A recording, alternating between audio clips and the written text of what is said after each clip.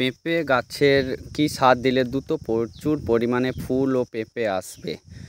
প্রিয় দর্শক, পেঁপে গাছের বয়স যখন 2 সপ্তাহ হবে তখন তার কিছু পরিচর্যা করতে হবে।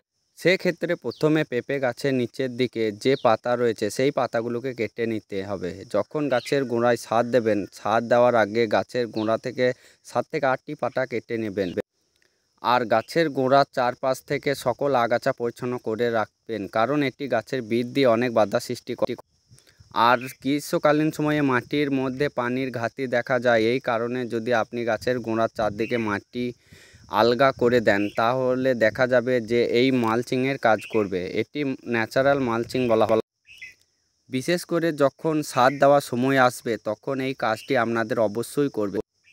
চারপাশে যখন মাটি আলগা করা হবে তখন গাছের গোড়ার মাটি যে বড় বড় চাকা রয়েছে সেগুলো গুঁড়ো করতে হবে। এর ফলে গাছের গোড়ার মাটিগুলোকে এতে ব্যালেন্স তৈরি হবে। তারপর সার দেওয়ার সুবিধার্থে গাছের গোড়ার চারদিকে মাটিগুলো একটু সরিয়ে দেবেন। এর ফলে খুব ভালোভাবে গাছে সার শোধন করতে পারবে।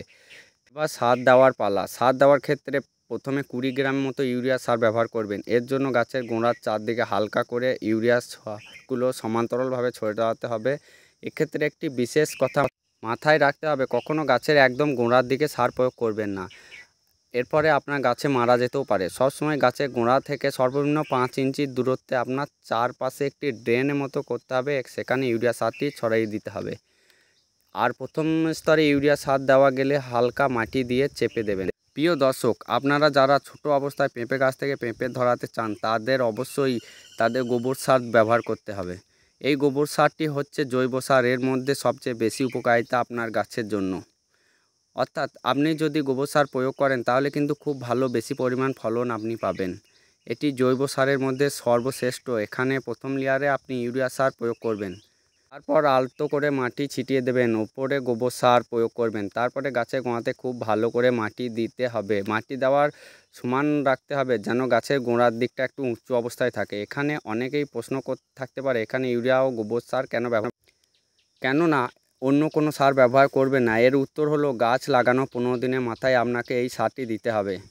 এতে ভালো ফলন পাওয়া যাবে। এই গাছটি সার দেওয়ার পর অবশ্যই পরিমিত পরিমাণে পানি দিতে হবে, কেননা পানি না দিলে সার সঠিকভাবে কাজ করে না। পানি দেওয়ার ফলে সারটি সঠিকভাবে শোষণ করতে পারবে। সার এবং মাটি থাকার পটাশিয়াম বিক্রিয়া করে গাছের অনেক উপকার করে। এতে করে গাছ খুব ভালোভাবে বৃদ্ধি পায় এবং ফলন বৃদ্ধি পাবে। প্রিয় দর্শক, পুরো প্রক্রিয়া অনুসরণ করলে আপনি আপনার পেঁপে গাছে ফুল বৃদ্ধি পেয়েছেন এবং ফলগুলো টিকে যাবে। অর্থাৎ ফলের পরিমাণ হচ্ছে, আপনার মনে রাখা ভিডিওটি নিয়মের বাইরে অতিরিক্ত কোনো সার প্রয়োগ করবেন না। অতিরিক্ত সার আপনার গাছের জন্য ক্ষতিকর হতে বিপরীত হতে পারে, এমনকি গাছ মারা যেতেও পারে। আপনাকে অবশ্যই গাছের যত্ন নিতে হবে। গাছের চারপাশ থেকে অতিরিক্ত আগাছা দূর করে ফেলবেন, নিয়মিত পানি দেবেন এবং 14 দিনের মাথায় সার প্রয়োগ